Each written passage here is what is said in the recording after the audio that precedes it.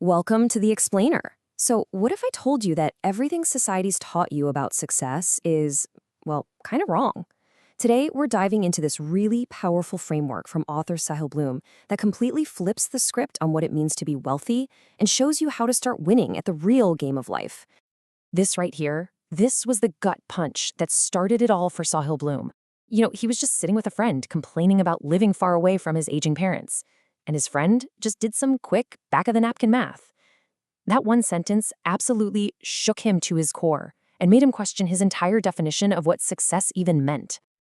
And this feeling, it's practically an epidemic among ambitious people today.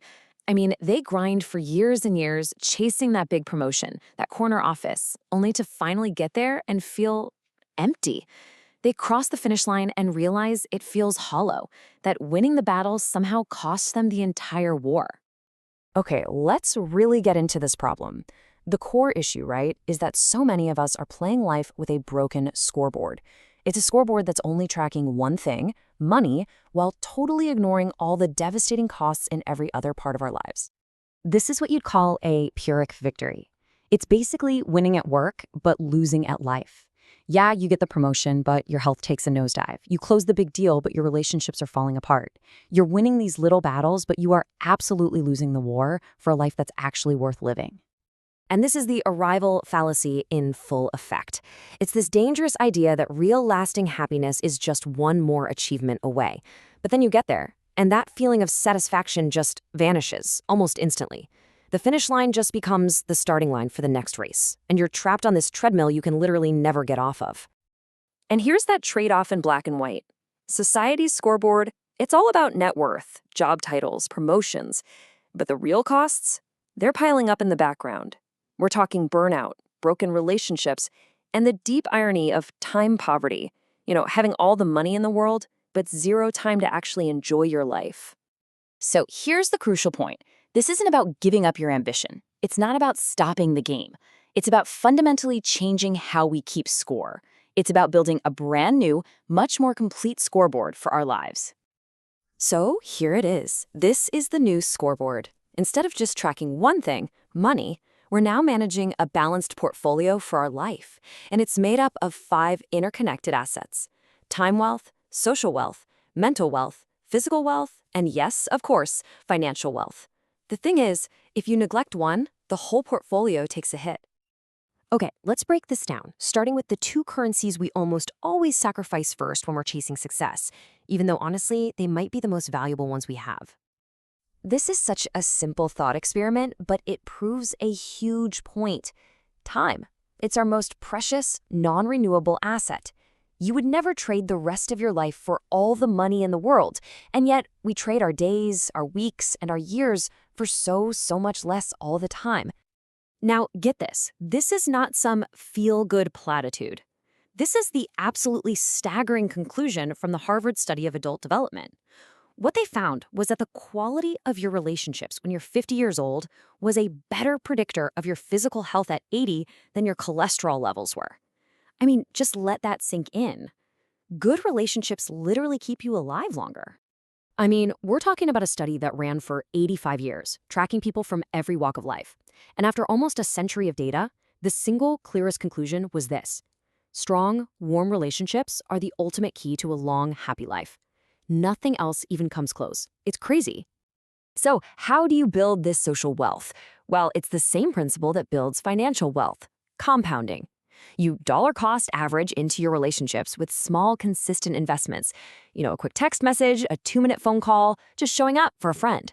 These tiny little actions, they stack up and compound over time into really deep, resilient connections. All right, next, let's look inward, your mental and physical wealth. These are the foundations that support everything else. If these two start to crumble, the entire structure of your life gets really unstable. This is such a critical insight from mental wealth. Think about it. A truly bad path is usually pretty obvious, but that good path that isn't really yours, like say becoming a doctor because your parents wanted you to, not because you did, that is just quietly soul-crushing. Mental wealth is having the courage to define and walk your own path, not the one that somebody else handed to you.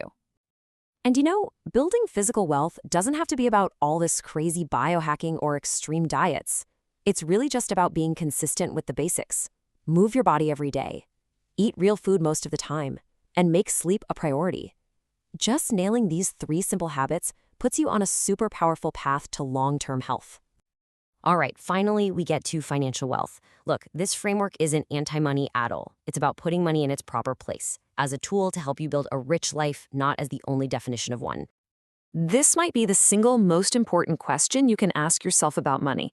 Seriously, without a clear, conscious answer to this, you get trapped in that arrival fallacy, just endlessly chasing a number that keeps moving farther and farther away. Defining what enough is for you, that's how you know when you've actually won the game and can start enjoying the prize. And hey, if you think more money is the magic bullet, just look at this. A Harvard study found something wild. They asked millionaires how much more money they'd need to be happy. They said 2 to 3 times more. Then they asked people with over $100 million the same question. And their answer?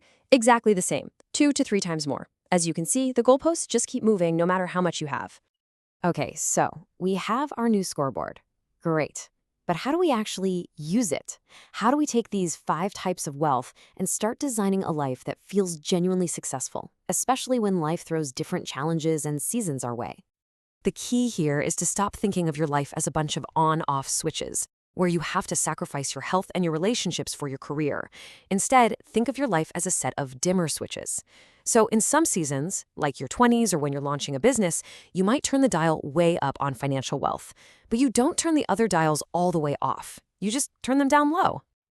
And this is exactly why the dimmer switch model is so brilliant. The critical point is that any investment above 0 will compound. A 20-minute walk, a 5-minute call to a friend, reading just 10 pages of a book. These small, consistent efforts keep that compounding engine running in all 5 areas of your life, even when your main focus is somewhere else. So in the end, this framework gives you a new map and a new compass for your life. It gives you the questions you need to be asking and the tools to find your own answers. The only thing left to do is decide if you've got the courage to throw out that old scoreboard and start playing a game you can actually win.